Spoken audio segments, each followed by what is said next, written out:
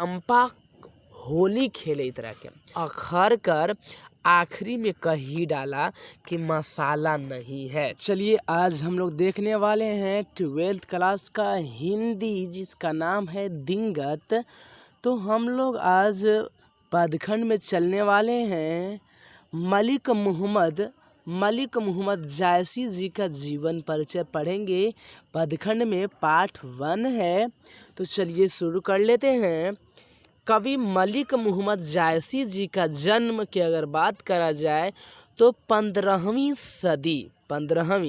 सदी के उत्तरार्ध में 1492 ईस्वी में हुआ था। कहाँ हुआ था इसके बारे में जानते हैं।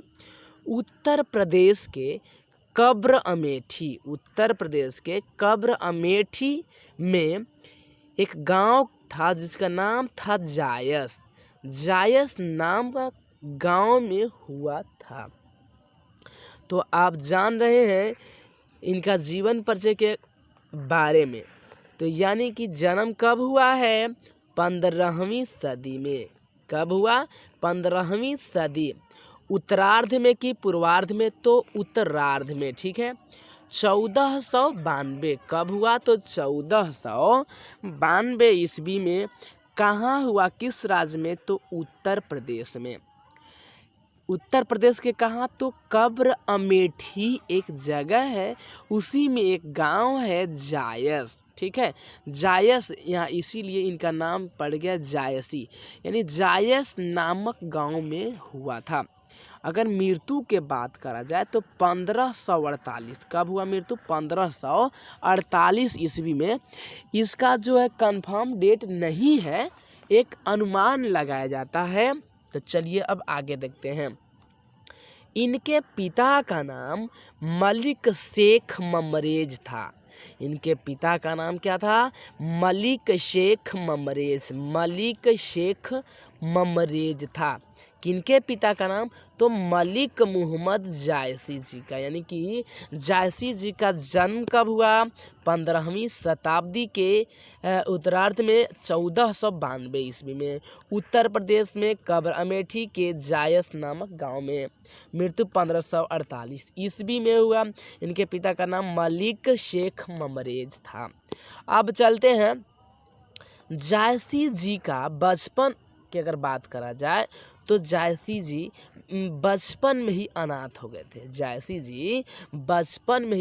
गए थे। यानी कि माता पिता इनके गुजर गए थे, जिसके कारण उनका जो बचपन हुआ साधु फकीरों के साथ भटकते भटकते बीता है।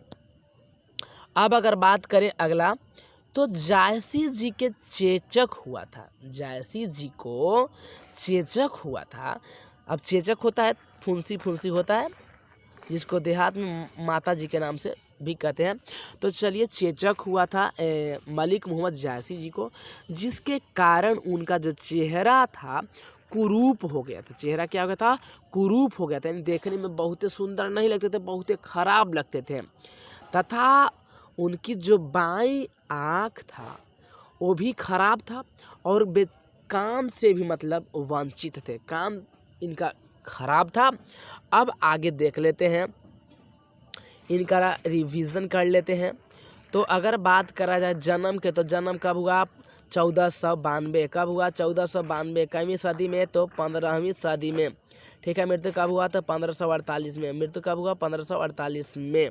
इनके पिता का नाम क्या है तो मलिक शेख ममरेज। किस प्रदेश में तो उत्तर प्रदेश में।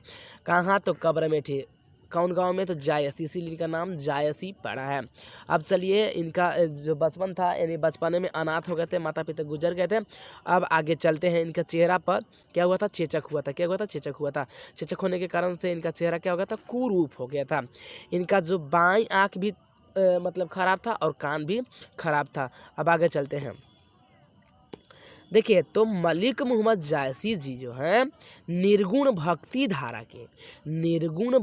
धारा की प्रेम मार्गी शाखा के कवि तथा प्रेम के पीर के कवि हैं। कभी कभी ऑब्जेक्टिव में आता है, जैसे दे देगा कि प्रेम के पीर के कवि कौन है, ऑप्शन दे देगा, ठीक है, तो आपको मारना पड़ेगा। तो याद रखेंगे प्रेम के पीर के कवि हैं कौन शाखा, तो प्रेम मार्गी शाखा के। अगर रचना की अगर बात करा जाए तो रचना देखिए पद्मावत, चित्ररेखा, अखरावट, आखिरी कलाम, कहरानामा, मसलानामा, चंपावत, होलीनामा, इतरावत। अब देखिए इसको अगर ट्रिक से याद करिएगा तो बहुत ही सिंपल है, तो इसको याद करेंगे ट्रिक के माध्यम से। तो पद्मा, चित्ररेखा, मतलब पद्मा और चित्ररेखा दो लड़की हैं। अखर कर, जैसे ना खखर कर एकदम बोलते एकदम गला फरेश करके, तो अखर कर आखिरी में कही डाला कि मसाला नहीं है, ठीक है। अब पद्मा से पद्मावत, चित्ररेखा से चित्ररेखा, अखरकर से अखरावट, आखिरी में यानी कि आखिरी कलाम, और कह मतलब कहना मीन्स कहरानामा, और मसाला मीन्स मसलानामा, ठीक है। फिर दूसरा का ट्रिक में अगर बात करें तो लिखेंगे कि देखेंगे कि चंपा होली खेले इतरा के, चंपा होली खेले इतरा के, चंपा से चंपावत, होली से होली नामा, इतरा से इतरावत, है ना मज़ेदार। अब देखिए अगला अगर बात करा जाए तो इनके काव्य में जब ये काव्य लिखते हैं तो कौन कौन रस मौजूद होते हैं से देखिए। तो श्रृंगार रस, वात्सल्य रस, करुण रस, विभत्स रस मिलते हैं। इनके जो काव्य है उसमें क्या मिलते हैं, श्रृंगार रस, वात्सल्य रस, करुण रस, विभत्स रस, ठीक है। और अगर भाषा की अगर बात करा जाए तो ये अवधी भाषा का प्रयोग करते थे, काव्य लिखने में अवधी भाषा का प्रयोग करते थे। अब आगे चल लेते हैं, इनका प्रमुख रचना की अगर बात करा जाए तो पद्मावत है। इनका प्रमुख रचना क्या है, तो पद्मावत है। इसी से यहाँ कड़बक लिया गया है, इसी से क्या किया गया है, कड़बक लिया गया है, ठीक है। तो पद्मावत इम्पोर्टेंट इनका रचना है, पद्मावत से ही कड़बक लिया गया है ना। तो चलिए अब आगे देखते हैं। प्रथम कड़बक में इन्होंने अपने बारे में बताया। जैसे दो कड़बक यहाँ पे मिलेंगे, तो प्रथम कड़बक जो लिखे हैं उसमें लिखे हैं मतलब अपने बारे की, आखिर ये कैसे थे, इनका स्वभाव कैसा था, इनका रंग रूप क्या था, फिर भी ये कैसे कैसे काव्य लिखे इसके बारे में बताते हैं। और कहे हैं कि रूप से ज़्यादा गुण का महत्व है, और रूप से ज़्यादा गुण का महत्व है। मतलब ये जो जायसी जी हैं कहते हैं कि देखिए अगर आपके पास रूप नहीं है तो आपको चिंता करना नहीं है, बस गुण होना चाहिए, है ना। अब देखिए यहाँ पे तो तथा दूसरे कड़बक में अपने काव्य रचना के बारे में बताए हैं कि इसको बड़ी लगन और मेहनत से लिखे हैं, ठीक है। तो मुझे आशा है कि आपको समझ में आया होगा। आप हमेशा वीडियो को प्लेलिस्ट में जाकर देखिए, आपको सभी वीडियो इसका क्वेश्चन आंसर सब कुछ आपको मिलेगा और बहुत बेहतरीन तरीक़ा से मिलेगा। देखिए यहाँ पे धुंधला धुंधला दिख रहा होगा।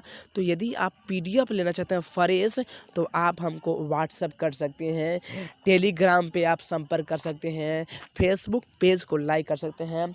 तो चलिए मिलते हैं अगले वीडियो में, तब तक के लिए टेक केयर दोस्तों, बाय बाय।